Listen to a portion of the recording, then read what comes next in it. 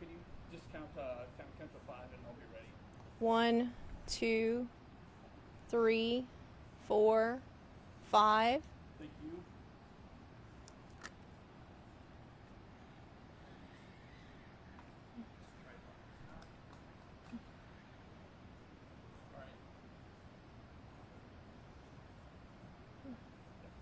We're good?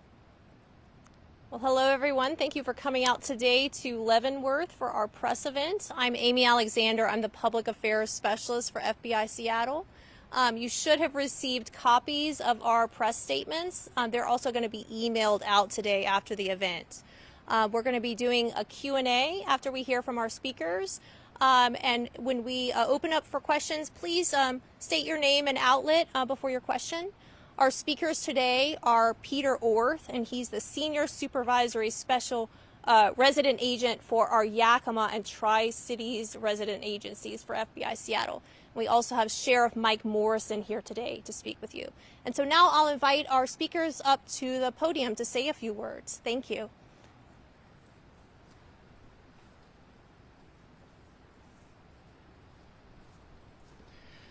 Good afternoon, everyone. My name's Peter Orth. I'm the Supervisory Senior Resident Agent for the FBI offices in Yakima and Tri-Cities.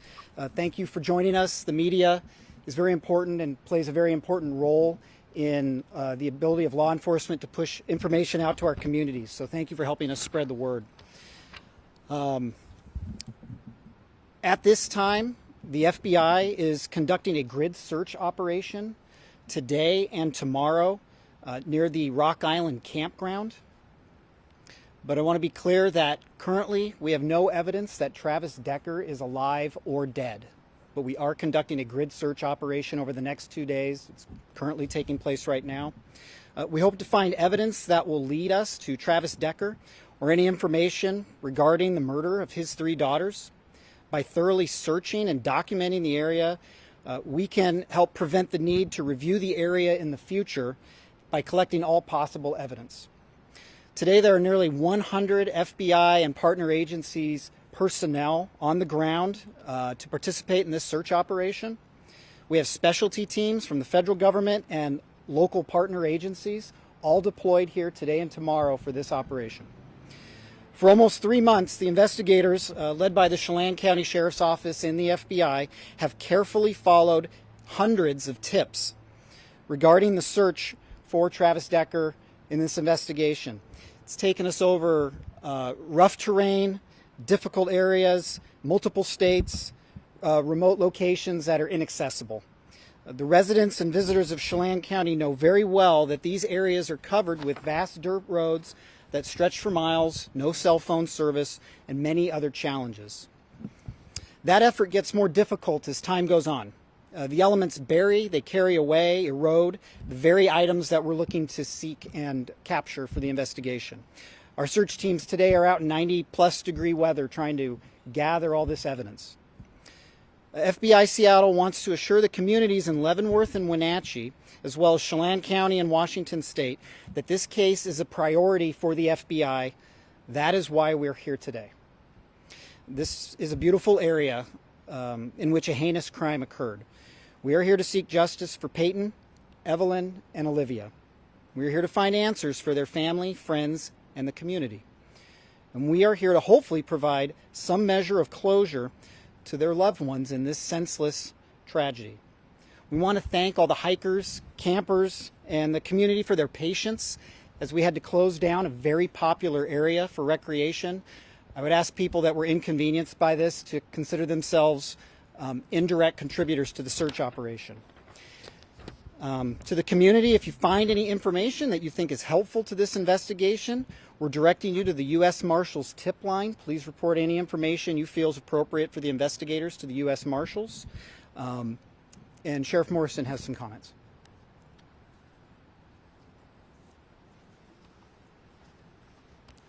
Thank you. Thank you all for being here again. I just want to publicly recognize Peyton, Evelyn, and Olivia again. We have not forgotten about them. We still send our thoughts and prayers up to them. We're thinking of their family during this time. But more importantly, I just want to say thanks to the Seattle office of the FBI and all the partnering offices that have also come out to support this current operation. We've made it very clear over the last 3 months that we have not given up. We've continued to track down leads. Our investigative unit continues to follow up on evidence that's coming back from the Washington State Patrol. We thank Chief Batiste and his agency for, again, being a valuable partner. You see them out there again today. I'd also like to thank the U.S. Marshals Service for also being out with us during our search. I'd also like to thank the Yakima County Sheriff's Office, the Yakima Police Department, the Spokane County Sheriff's Office, and our agency for being out there, along with the U.S. Forest Service, the U.S. Army's Criminal Investigation Division, and Central Washington University's Anthropology Department. Again, we recognize Chelan County Sheriff's Office as a medium-sized agency. We couldn't do this investigation on our own without our partners coming alongside of us, providing us the resources we need in order to give the kind of investigation that these 3 young girls deserve, their family deserves, and more likely that our community also deserves. We want to bring closure. We want to bring answers. We understand the frustration. We're feeling it as well. It's been 3 months. We would love to have Travis Decker in custody, standing in front of a judge. We recognize that at times these kind of investigations take time. It's going to take perseverance, and as we saw with our partners in Okanagan County Sheriff's Office, after 3 years they were able to track down their homicide suspect, unfortunately deceased in a homeless camp in Spokane. We recognize that those are the kind of outcomes that do come over time. So it's going to take patience, understanding from our community. Again, we appreciate Whitney, her family, the girls' families and friends for being patient and understanding with the Sheriff's Office, and being understanding that our partners are doing anything and everything possible to do a thorough investigation, following up on all leads, and not limiting any kind of resources that are available. I appreciate the funding that's come in to allow this kind of operation to take place today. You've seen this over the last several months with our partnering and neighboring agencies, not only nationally within the state, but also internationally, that have followed up on leads on our behalf. Again, the Sheriff's Office and the citizens of Chelan County are appreciative. We'll continue to be appreciative, but again, we will not relent, we will not give up until this investigation is concluded and that Travis is accounted for and or taken into custody.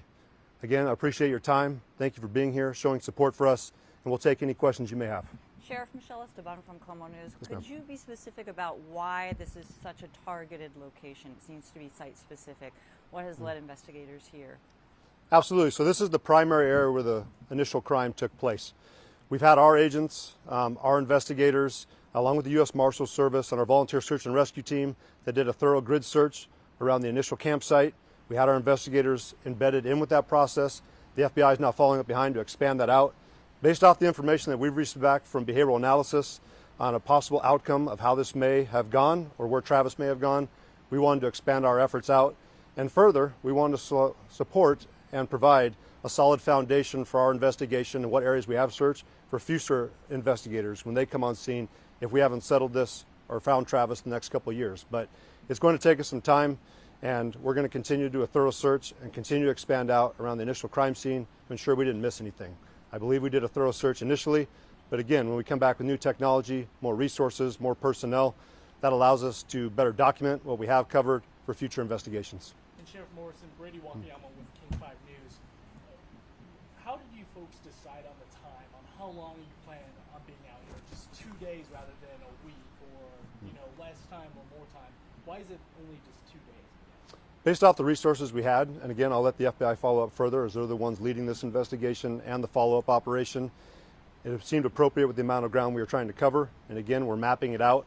If we need to expand further, I understand that they can take more time to expand out, but again, we've agreed on those 2 days. We'll reassess once that time frame comes to an end. And how much ground are we trying to cover over the next 2 days? As I understand it, we're going about a quarter-mile radius around the campsite. If we need to expand out further, we will. Based off investigations and follow-up we've done with the U.S. Marshal's Office, looking into similar cases, we found that historically and typically that you found the homicide suspect and those responsible within a quarter mile of the scene, either alive and or deceased. Is there any new evidence that you've uncovered that you can share with us that led you to this location? No, again, it's just due diligence, making sure that we're checking our boxes and doing everything we can to best map it out in the future in case there comes a time where I'm not in office or our investigators aren't in office. It's well documented. There's a well-established history. And anyone can pick up where we left off. We saw this with the Green River Killer case that started in the early 80s, expanded out in the early 2000s. I can tell you that a lot of the investigators that were assigned to that case had long since retired once he was taken into custody. Again, we want to lay that kind of foundation in case our investigation goes that long. But we remain committed and going to make sure that we do a thorough job. Sheriff, are you guys still using the air resources as well, or is this all foot search today and tomorrow? This is all ground, but we do have air resources if we need to call them back in. And we appreciate the FBI for taking point on that. We also appreciate Spokane Police Department that brought their drone unit before. We've had our drone unit out, along with Spokane County, Snohomish County, King County, our air units, and Washington State Patrol's fixed wing. So we know if we have to call upon them, they will be available. But at this time, we understand that getting boots on the ground and into the thicker brush is probably our best point leading forward. Sheriff, is there kind of a rush to get out here and possibly try to get things settled? I know that you're closing for the next 2 days, but Memorial or the next holiday is right around the corner. Do you guys foresee maybe taking the rest of the week, expanding into other areas, or is this just going to happen over the next few days and then we're just going to wrap up before the holiday? We've never been rushed.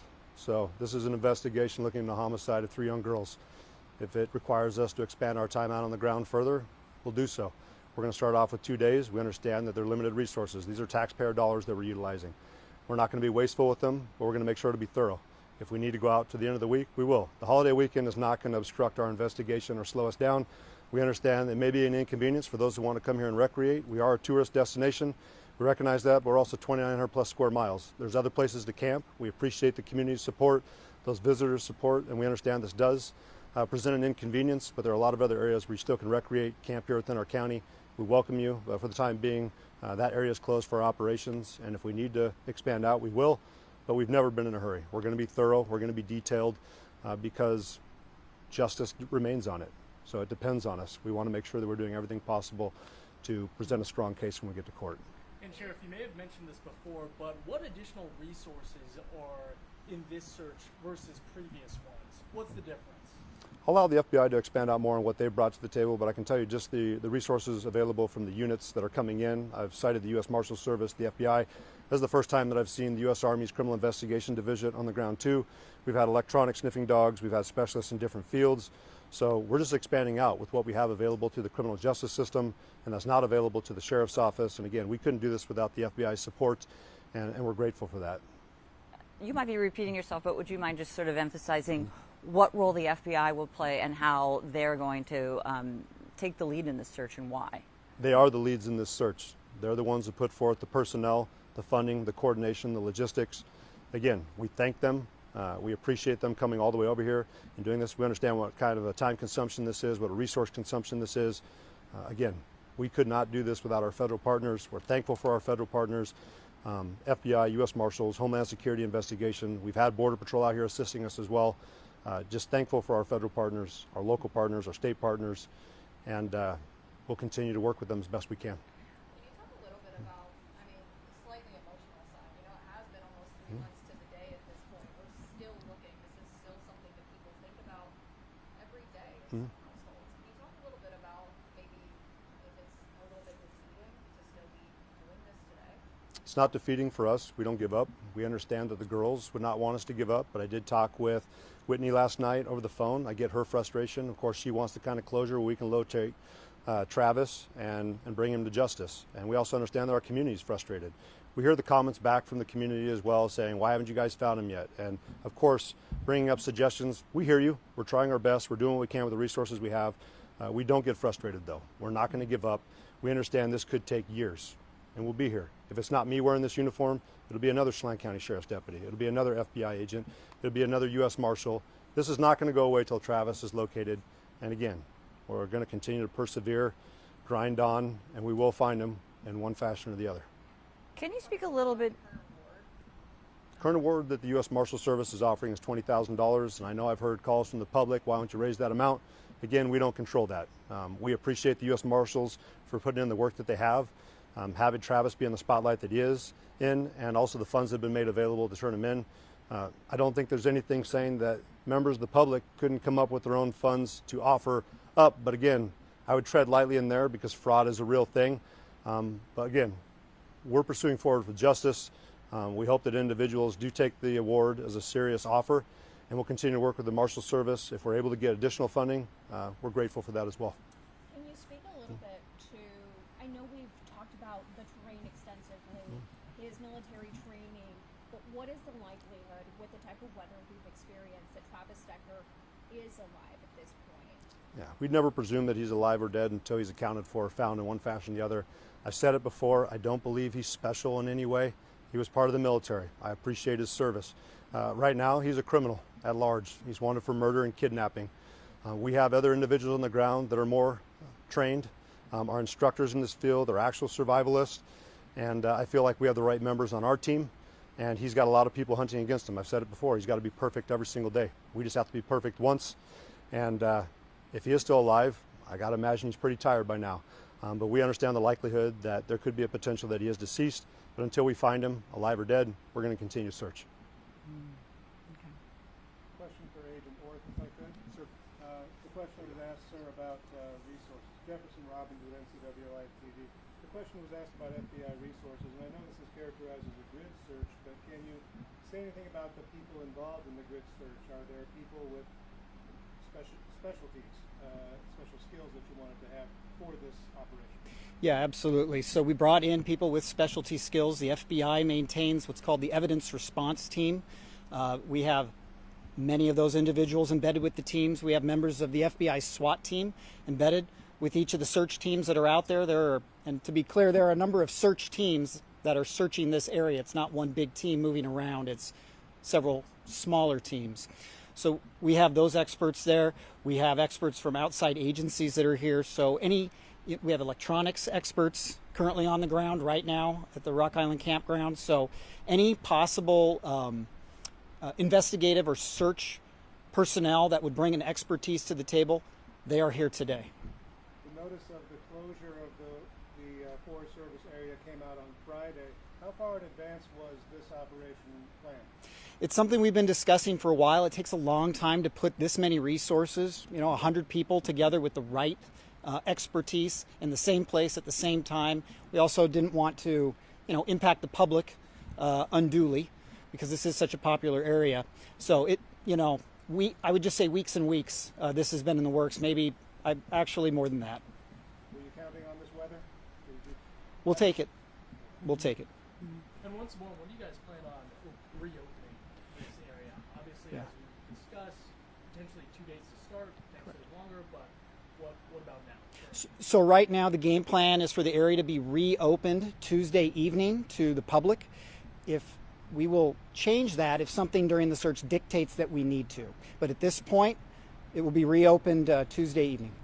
And around what time? Do we have a Yeah, the Forest Service websites post a specific time. I believe it's roughly 5 o'clock.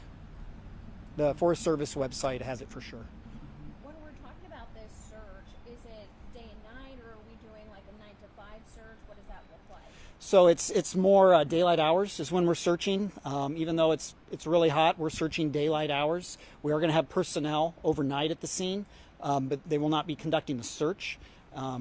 But it's daylight hours searching. That gives us the highest probability of spotting something visually, because this is just an old-fashioned ground search. As Sheriff said, boots on the ground, eyeballs looking at the ground. And for anybody who's gone into this area and hiked, they know it's thick and dense. For anybody who's gone into this type of area and bushwhacked, which is what the teams are doing now, they know it's incredibly intense. And so it's just very manpower intensive.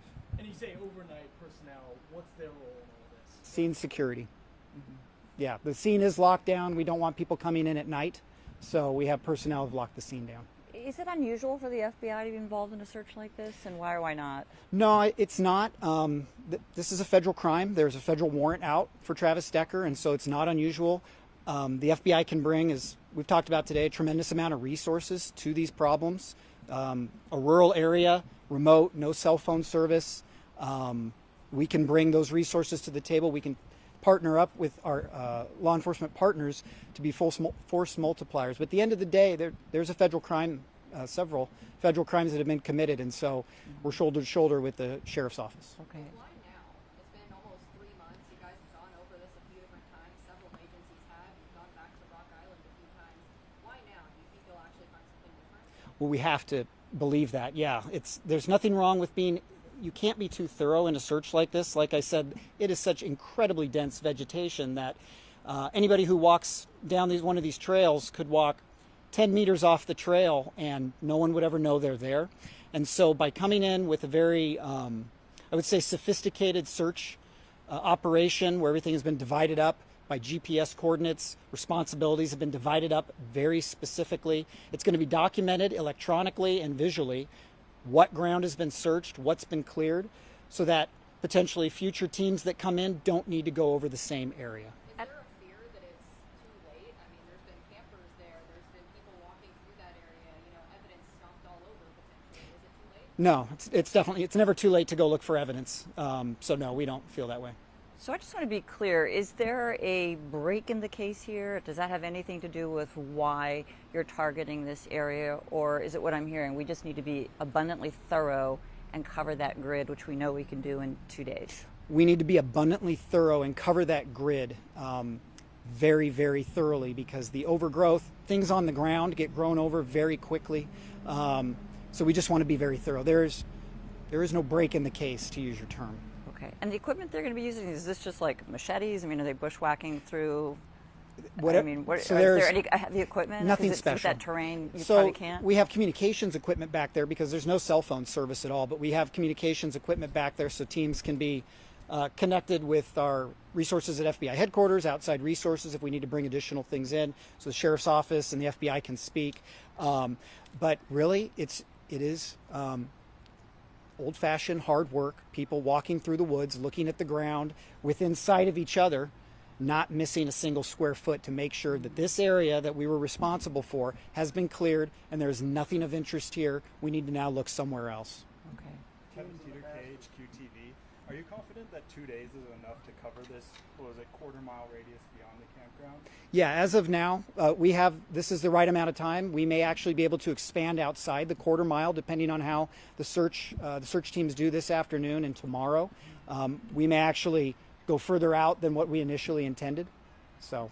And I suspect, I don't want to assume that you agree with the sheriff, that historically, when you look at other cases, perhaps that are somewhat similar, oftentimes you may find your suspect within that radius. Do you believe that? And, yeah. And is that why? Can you just speak to that for a sec? Yeah, the FBI believes that too, that, generally in these cases, not all the time, but a good amount of time, what we're looking for is not vastly different than the area where the crime occurred. So that is why we've centered our search operation today on where the crime occurred. Okay. Does anybody think he's got any sort of help? We're open to all possibilities. Is there a water element to this search? The river's been searched once or twice. Yeah. Morrison was on one of those searches. This time around too? Sheriff, you want to speak to the water search? The FBI has a team up there right now from the Spokane County Sheriff's Office that's evaluating the area, but I don't believe they're in the water today. So we brought Spokane County Sheriff's Office's dive team in. There were certain areas that our Swiftwater team could not access just because if you're diving underneath log jams, that was an area that we didn't have the equipment for. So Spokane County, thanks to Sheriff Knowles, has offered up their dive team to come in, search areas that we weren't able to get to. They should have their scuba gear, their dive tanks that's going to allow us to get into areas that, again, we weren't able to access, the National Park Service wasn't able to access. But we feel pretty confident with our Swiftwater team being in the water twice now to conduct searches since the water's come down.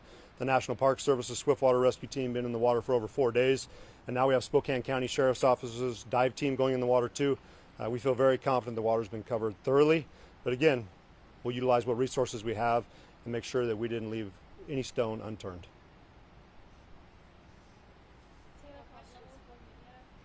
Beyond the grid search, do you guys have any other specific areas that you're keeping an eye on that are identified? So for today, the operation is the grid search centering at the Rock Island campground. There are lots of areas that are interesting around here, of course, that a man can travel to on his 2 feet. But today we're just focused on the Rock Island campground area. I have a question. Sir. Scott Hobson with Fox 13. When you're, maybe not this case necessarily, but in your past experience, what kind of clues might you be looking for? Like maybe perps lose ball caps or shoes or something. Yeah. We're looking for anything interesting that is in the wilderness that would be left there by a person, specifically a man trying to evade law enforcement. So we're looking for anything. Have there been any recent sightings? Pardon me? Are you guys still hearing from tips on that tip line? I'm sure it's died down. Yeah, absolutely. Tips still come in, and every one of them is evaluated. Like I said, the FBI and partner agencies, the Sheriff's Office, the Marshals have cleared literally hundreds and hundreds of tips. One by one, an agent or an investigator or a team of investigators is clearing each one of those tips. They are still coming in, yes. Have there been any sightings recently in this area that we might not know of? Not from the FBI's perspective. I don't know, Sheriff, if you followed up anything recently. So we've had reported sightings. We've had our partnering agencies, and of course our agency also tracked down. They have not turned out to be Travis, but again, we appreciate the community remaining vigilant, reporting it to us, and again, we're not going to overlook any investigation or tip that comes in. So we get it. Just our most recent sighting that we documented over there in Idaho. Clearly, that did not turn out the way we wanted to, but we appreciated the public again being aware of what was going on. Most recently here, I was talking with the sheriff with King County. It sounded like one of their council members had also viewed someone potentially when they were out hiking the Pacific Crest Trail. King County Sheriff's Office went out and did a follow-up on that. We appreciate it. We know they're spending around 12 hours more, from what I understand, doing a search, following up on that information, but again, it didn't pan out. But we continue to get it. Even today, as I was going through my mailbox, we had a couple more potential sightings that came in. We'll forward it back over to our partners of the U.S. Marshals Service and our investigators. But we do have things that we're following up on, and again, we appreciate the public for helping us out. Sheriff, would you mind just reminding me, has there ever been a sighting of him right in that Rock Creek campground, Rock Island campground, after the bodies were recovered? There was one potential sighting that we had with our search crew when they were up in the enchantments area in the helicopter. We did track that down, but I'd also point out when Kittitas County, thanks to Sheriff Myers and his staff for following up and helping us out, they had an individual that was a potential sighting that took off running from them. They did catch up, and unfortunately we just found out it was an individual who didn't like law enforcement. I don't think it's the first time we probably experienced that in our careers, but we get those kind of incidents as well. Okay, thank you. Yep.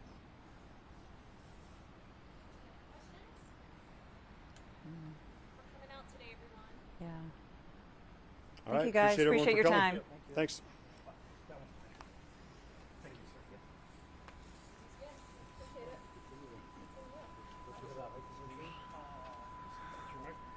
So I thought we were going to